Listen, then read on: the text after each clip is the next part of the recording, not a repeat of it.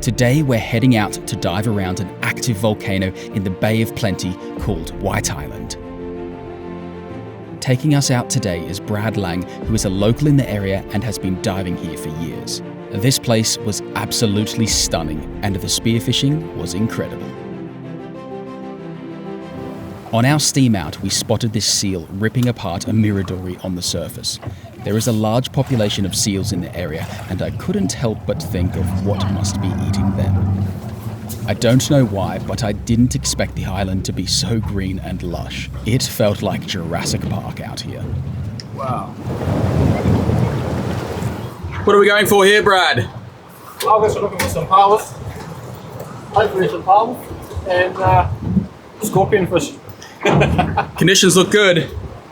Indeed, conditions were perfect. Clear blue water and full of life.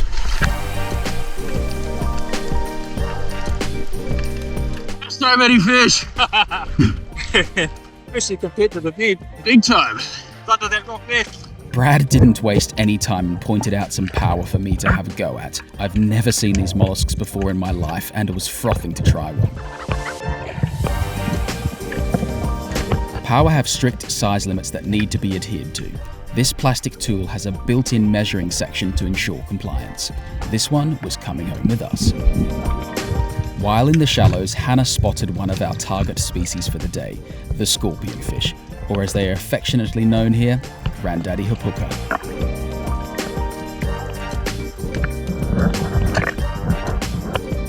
Normally, finding these types of fish in the Mediterranean involves looking in dozens of holes in deep water to find them maybe 500 grams. This was barely 4 meters here. That's insane! If this was Italy, that would be just off the charts. With her keen eye, Hannah found a Pāua under a rock that was in a bit of an awkward position. They are quite easy to knock off the rock if you are quick, but if you just touch them, they will suck down hard on the rock. This means you need the pry bar to wedge them off.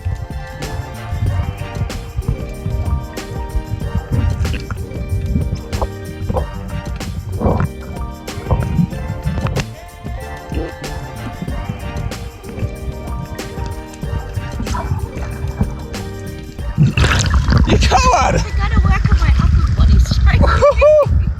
Measure him up. Boom. Well in, honey. It's exciting, my first Pāua.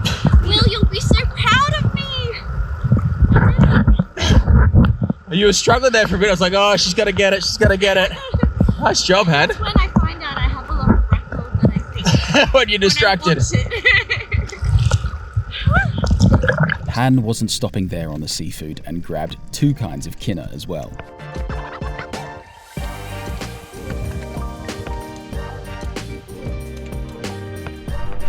Taking the Kina from the bottom really fired up the fish life. This pair of curious hogfish weren't afraid of us at all.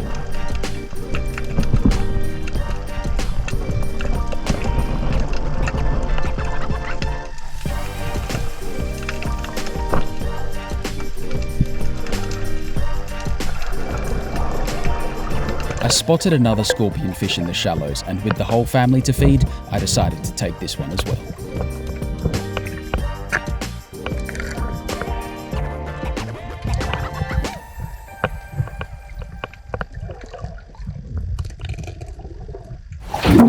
Look at this.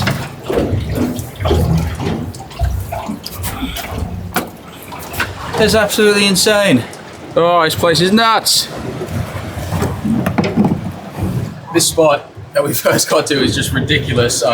Brad said there would be scorpionfish sitting in the shallows out in the open. I'm like, oh yeah, maybe they'll be under rocks, but these two just out in the open. Can't believe it. I mean, if this was Italy, oh, I'd be hailed as a god. I mean, these are huge scorpionfish. They taste delicious. Cannot wait to cook these. We've got abalone, we've got Kina, they're full of roe. It's just a paradise for seafood here. It's insane. And this is winter. This is supposed to be the crappie diving. Here we go. I'll crack it open for you. Ooh! Wow. That looks ugly. It really does. That looks like a hemorrhoid.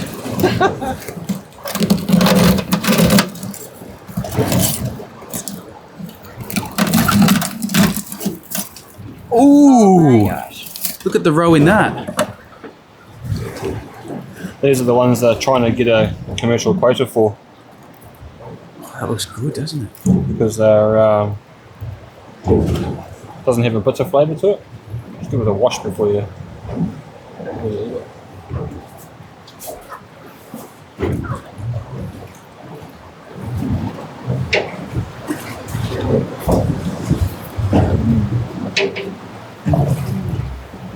That's pretty special. Good? We've never got these in our life. Han got her first. They look ugly, but they fetch a high price in overseas markets. So $100 a kilo for these things. So we've got probably $100 here. So I think they're like a form of Viagra in certain cultures. look out. Aphrodisiac. Yeah, that's what I've read. That's why there's such a big export. Because they get you barred up. So they're not that appealing to me, but see how they go. Now that we were warmed up, it was time to try and find a pink mau mau, so we headed to a nearby pinnacle.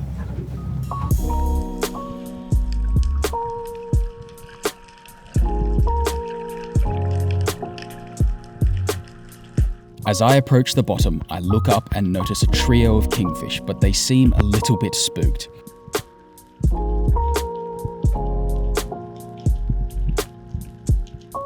I thought I could probably get a shaft into this one, but I would risk losing the fish, so I decided to let it swim away. The kingfish disappear for now, but I'm sure they will stay in the area. Meanwhile, Brad has lunch sorted. Beautiful colour. Yeah, they're real neat. When you get them in a big school of a few hundred or 1,000, Whoa. they're very curious. As I settle on the bottom, I can see a lone kingfish off in the distance. I know it's probably going to stay on my perimeter, so I look for something else to target.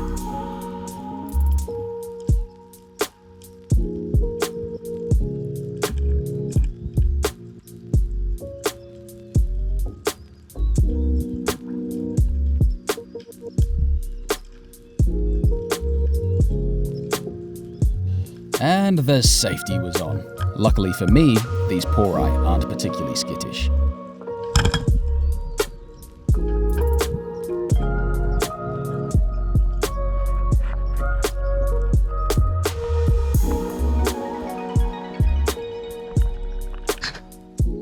Thought it might have been a terraki, but it's a blue moe.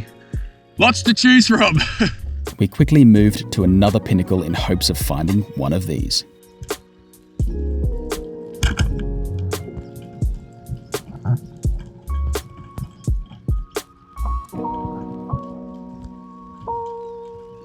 I saw a big blue moe from the surface, and then underneath it I saw this pink mau mau. It went into a bit of a hole, went down, safety was on, so I did another dive and it just poked its head out.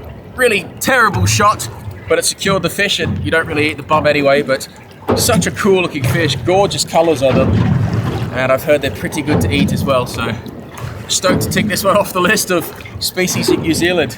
Lunch was put on hold, and Brad said the next spot is our best chance of finding a kingfish. As soon as I got to the pressure point, the kingfish were checking me out on the surface. Getting to the bottom was my best chance of drawing them in for a shot.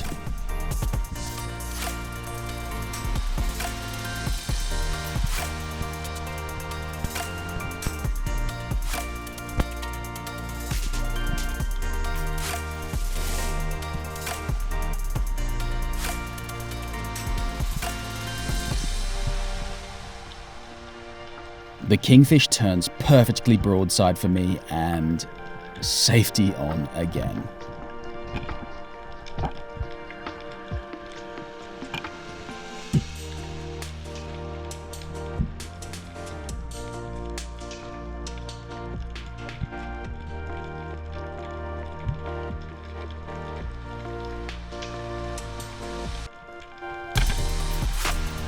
Not the stone shot I was after.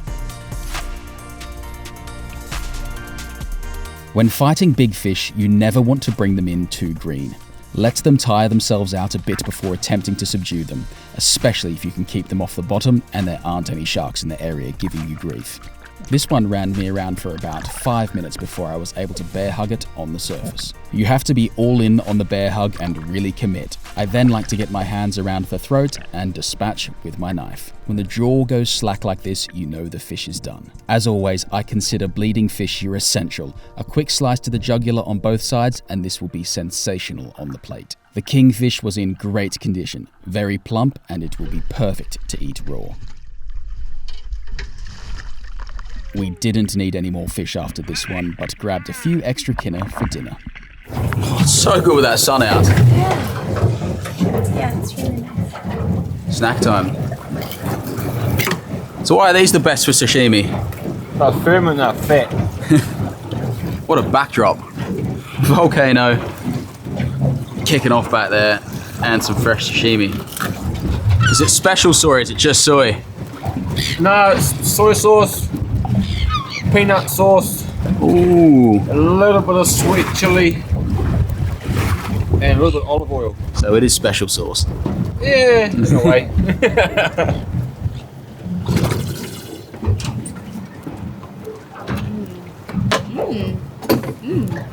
Delicious. Good? Reminds me of when we used to make poke. I think it's partly because the soy's a bit sweeter, isn't it?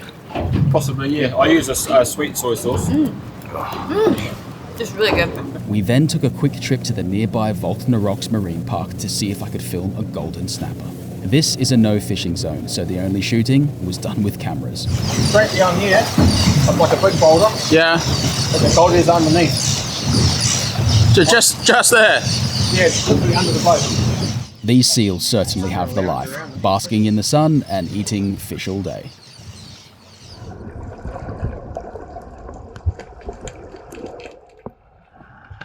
There is the elusive golden snapper and a blue moki just behind it.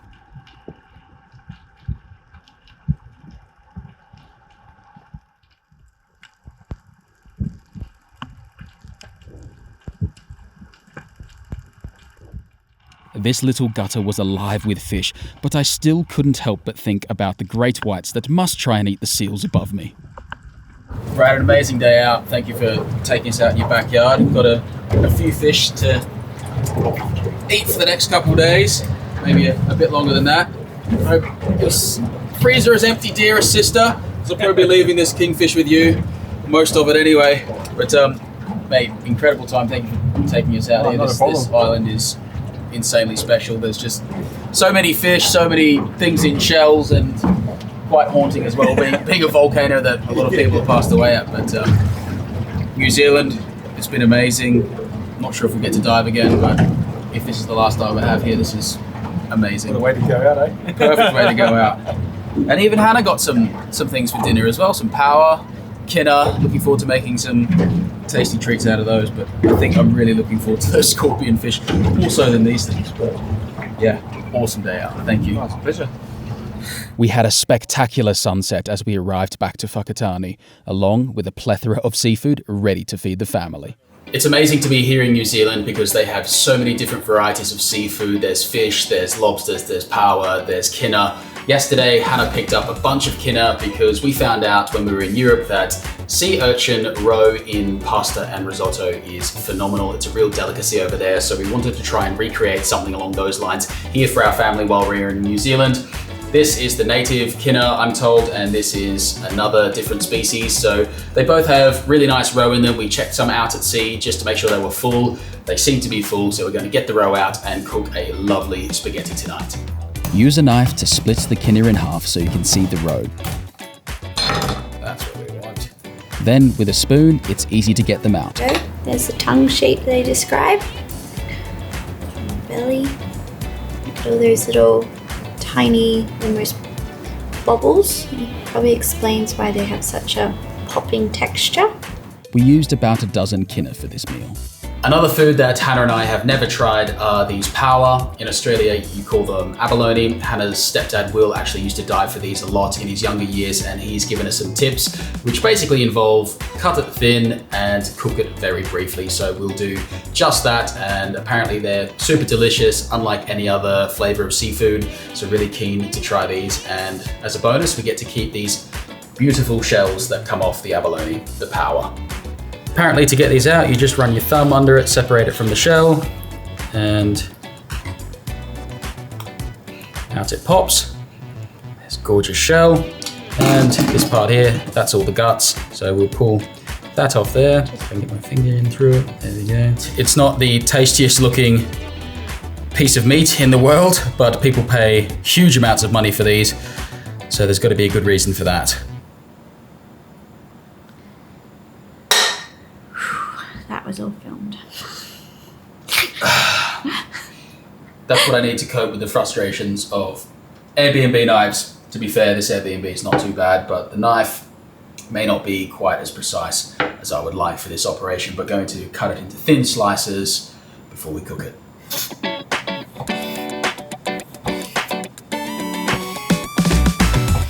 What do you reckon? Would you eat that? It doesn't look... Yeah, bruv. I'll get into it. Would you eat that? It looks... Yeah, definitely.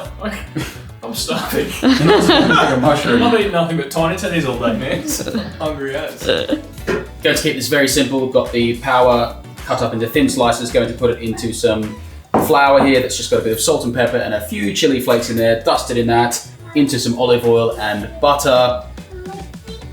No more than a minute, apparently. Coat these up lovely. Here we go. So would we get...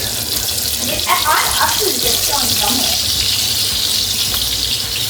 Squeeze lemon over the top. Oh no! Oh no! It dropped some on the floor. All right. What do you think, brother? It's like fish. You ready? That's really tasty. I don't have verbose things to say. Apart from I'll have some more. It's a little bit like squid texture, like Jesse said. Yeah. But I think it's much stronger, the flavor. It's quite good with the butter and the salt and pepper. It's delicious. Really nice. Ugly as sin. It's like a little bit of scallopy squid, Yeah. but Quite a delicate texture, isn't it? it's Can I try odd. a bit of It's lemon? its own unique thing. I'll tell you what. Would definitely take another one. To celebrate a wonderful time and success in the water, we've got some Cloudy Bay tonight, and everyone's going to enjoy a glass of that with their Pāua. Woo! Oh! For the Kina spaghetti, I am just blending up these Kina rows together with some cream. I don't have a blender, a food processor, so I've just got an electric whisk. Going to use that. That's going to go over the sauce with the spaghetti. That's going to have a little bit of garlic and shallots with some olive oil, just brought up just to soften those. Mix it all together. Slightly softened the garlic and the shallots. And we're going to add our al dente spaghetti into here. And also spatula some of this gorgeous cream and roe into the pasta. That looks dense. This is going to be very rich. Not something you want to eat every day. Well naughty. Well naughty. Especially when I spill it up the side. Whoa! A little bit dry, so I'm going to add some of the pasta water that I reserved before with lots of foresight. Oh, that smells. Smells rather good. Yeah, it smells heavy. It's got cheese in it, but it doesn't.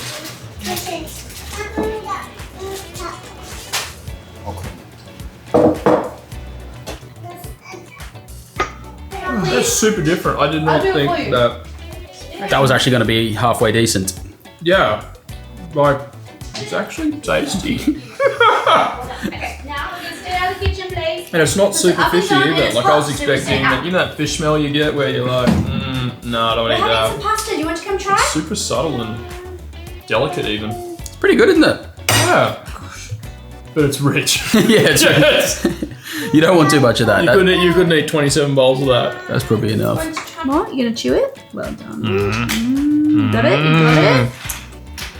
If that's not a star of approval, I don't know. Oh, she's a kidda bean. This is going to be our third course, this beautiful scorpion fish. The meat on these is absolutely fantastic. I'm going to reverse butterfly it and maybe do it in the oven or the barbecue. But amazing fish. If I lived in New Zealand, this would be the #1 thing I would shoot all the time. The first step to reverse butterfly is gut, gill, and scale the fish. The theory behind reverse butterflying is you are trying to take the spine out and pry it open while keeping the fish intact through the dorsals. Easier said than done. I'll link a video in the description on how to do this, but the next step is to remove the spine. Kitchen scissors massively help with this process. Sever the spine from the head with a knife and the spine comes out easily. Okay, that's that part. Next, cut through the bottom jaw and split the head open so it lays flat. Now, there we go. Normally, I would remove the ribs and pin bones, but I didn't have any fish tweezers on me to do this process. Lashings of olive oil and salt on the skin side, then bake in the oven at 180 degrees Celsius until you can push a fork through the thickest part without resistance. About 15 minutes is all it takes. Does this taste any good? So we wait till older because then we know when it could be dangerous, yeah? Would shoot So we don't again, play with 100%. It's lobster fish, I'm in. That's all we want from now on. This Nothing it. else. This is it. This is heaven. Literally Right the easiest fish in the world to shoot. Actually, now. I think it was the sleep. a kingfish is easier to shoot because the kingfish swims up to you. This one sits on the bottom like a rock. The next evening, I cut up the kingfish for sashimi and carpaccio. Super fatty, Or you eh? could eat it without anything. Yeah. The texture's amazing, isn't it? Like, it's Yeah. like fatty and firm and just melts in your mouth. It's buttery, hey? It's proper buttery. It's seriously good gear. All right, try some of that carpaccio, Italian style. Oh, you spoil me, brother. Thank you. Here we go. I'm not sure I'm supposed to be having chopsticks with this, but look, Do what you want. I like a little bit of chili. It's good. There's a lot of flavour there, but the the lemon. texture of the kingfish is divine, like fatty, soft. It's out of control. That's really good, hey? I hope you enjoyed this video and thank you for watching. If you got something out of it, please give it a thumbs up. It actually makes a difference, and we'll see you next time for our last dive in New Zealand with Jackson and Sophie.